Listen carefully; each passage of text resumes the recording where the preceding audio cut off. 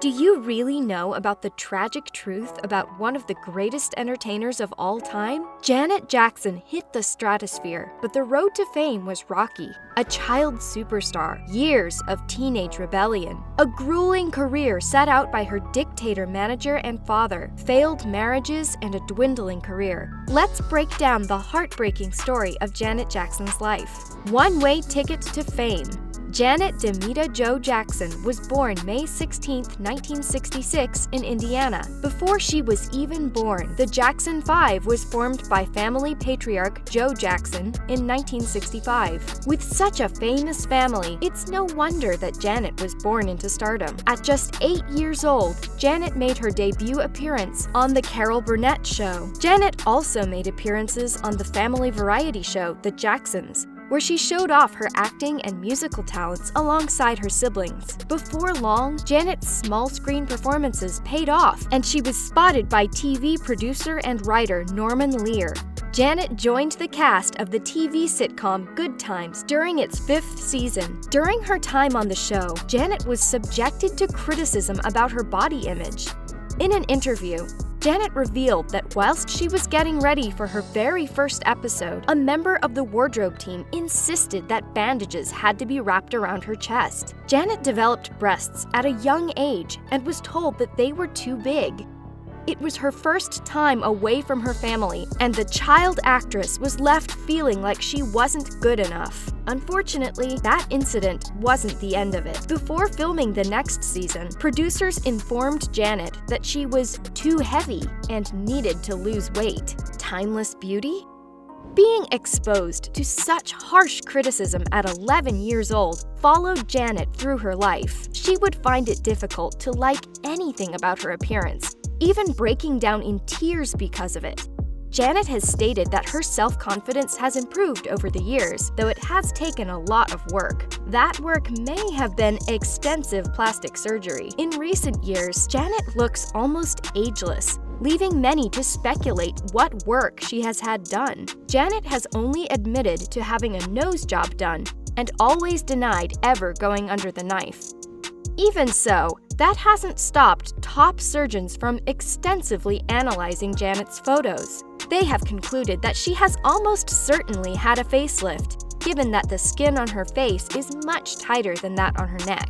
Going further, surgeons also acknowledge that her full cheeks and lips are down to the use of fillers, maybe even implants. It's hard to deny that Janet's face hasn't changed dramatically, especially since her early acting days. The body shaming she faced could have easily led her down the path of invasive plastic surgery. Once she embarked on her music career, there may have been no escape from it. Papa Don't Preach. In 1982, her self-titled debut album was released by A&M Records. It might have been a big milestone, but Janet didn't have any sort of input or involvement with the album. In contrast to the musical success of her older brother Michael Jackson, Janet's introduction to the music scene wasn't as well received. This sort of makes sense. Janet was just doing as she was told. Her father focused on selling the Jackson name, but didn't really give Janet the chance to do what she wanted. Speaking in an interview with Piers Morgan, Janet was very open about her relationship with her father. Joe had always been a tough disciplinarian towards all of the Jackson children, even going as far as to tell them that Jacksons don't cry. Joe's determination for family success was tyrannical. Jermaine Jackson recalled that their father never showed affection towards him or his siblings. In fact, Joe never even said "I love you" to his own children. Instead, he would set out agonizing punishments, like making the Jackson kids carry cinder blocks around the garden for hours on end. Joe would also make them rehearse for 5 hours a day, using violence to make sure they stayed in line. With a domineering father and a grueling showbiz life, it's no wonder Janet rebelled and got out while she could at the age of 18. Teenage kicks. In 1984, she was swept off her feet by R&B star James DeBarge, who was 21 at the time. After dating for 2 years, the pair eloped and were madly in love. Even before the marriage, Janet would be in constant contact with James, even whilst she was working. The marriage was a break for Janet, a chance to get out and take control of her life. Sadly, married life wasn't all sunshine and roses. After just a year, the marriage was annulled due to James's issues with addiction. After taking a chance on love, Janet was left to deal with a man who was struggling with his own demons. She would often get called to go find and pick up James when needed. It was a far cry from what she might have hoped for. In 1985, Janet moved to Minneapolis, where she began a collaboration with Jimmy Jam and Terry Lewis. From this, the groundbreaking albums Control, 1986, and Rhythm Nation 1814, 1989, were born, and Janet's music career finally took off. She would later sign with Virgin Records, and her success only continued. But it would soon come crashing down around her. That Super Bowl halftime performance.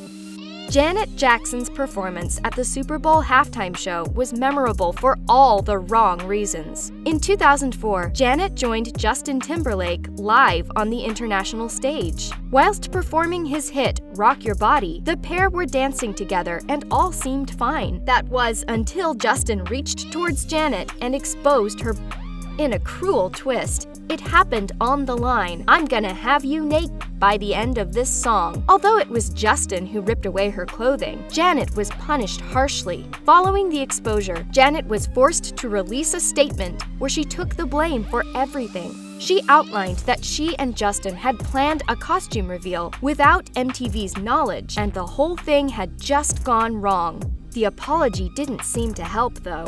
A week after the Super Bowl, the controversial duo were set to present and perform at the Grammys. Whilst Justin attended, Janet was banned. Viacom blacklisted Janet's music from all radio and TV channels owned by the company.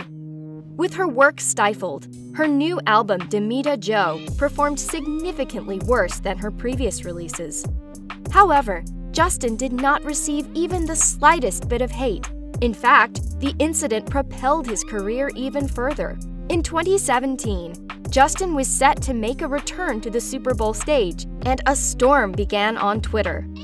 The hashtag #JusticeForJanet began trending, with many voicing their dismay at the fact Janet was treated so harshly after the original performance. One user called for Justin to have his shirt ripped off whilst on stage in order to settle the score. Long live the king. On June 25, 2009, the undisputed king of pop, Michael Jackson, passed away following an overdose. On that day, the Jackson family was changed forever, and Janet was left devastated. Following the public memorial service, she retreated and shut herself away from the world. Janet and Michael were very close to each other growing up, spending every day together. Over the years, the Jackson family had tried to help Michael with his addiction issues. She found his death difficult to comprehend, but still had to face the painful loss. 2 months later, Janet paid tribute to her brother at the 2009 MTV VMA Awards. She performed Scream, the hit that the siblings created together. Janet danced along with recordings of Michael like she was dancing with her big brother for the final time.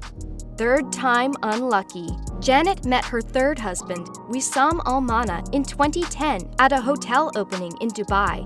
The pair wed in 2012, and they seemed like any other couple who were obsessed with each other.